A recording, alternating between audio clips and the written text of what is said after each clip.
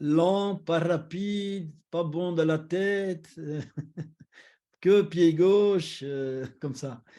Non, comment au niveau tactique? Moi, je crois que j'étais quelqu'un qui m'occupait beaucoup de, je dirais pas de la tactique, mais de chercher des solutions sur le terrain. La tactique, je veux dire avant le match, de chercher des solutions sur le terrain pour que je joue mieux, pour que l'équipe puisse en profiter, pour que je défende mieux, ce qui était un gros problème, allez, un gros point de travail pour moi, ou comment je pouvais attaquer.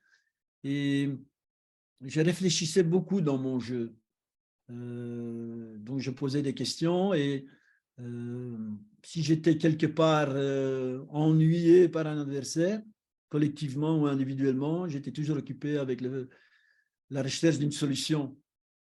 Et donc, je réfléchissais beaucoup et j'en parlais souvent avec les autres joueurs et parfois on échangeait aussi des solutions, même, je dirais, si on ne consultait pas directement l'entraîneur, mais ça reste pour moi une chose importante qu'un joueur d'abord est déjà occupé avec les solutions et pas que il ne suive que les consignes de l'entraîneur. Bien sûr, il doit suivre ses consignes, mais il peut aussi en discuter et puis il peut lui aussi solutionner éventuellement certaines choses ou réfléchir. Donc, je, je me posais beaucoup de questions dans le match, mais des questions pour que l'équipe ou moi progresse.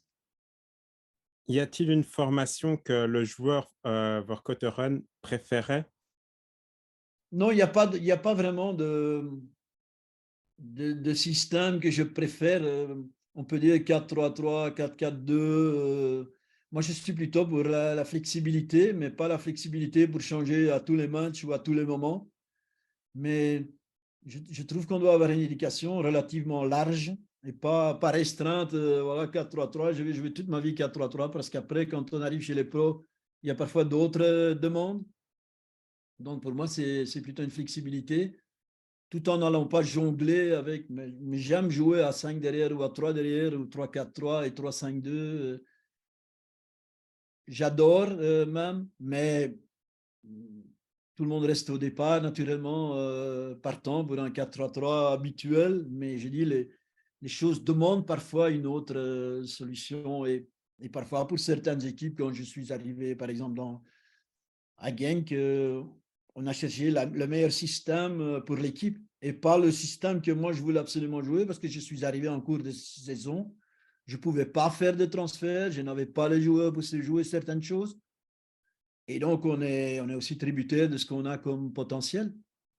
Donc, le plus important, c'est qu'on trouve le système et surtout l'animation. L'animation est selon moi plus importante que le système qui va le mieux pour l'équipe et pour les joueurs qu'on a à sa disposition à ce moment-là.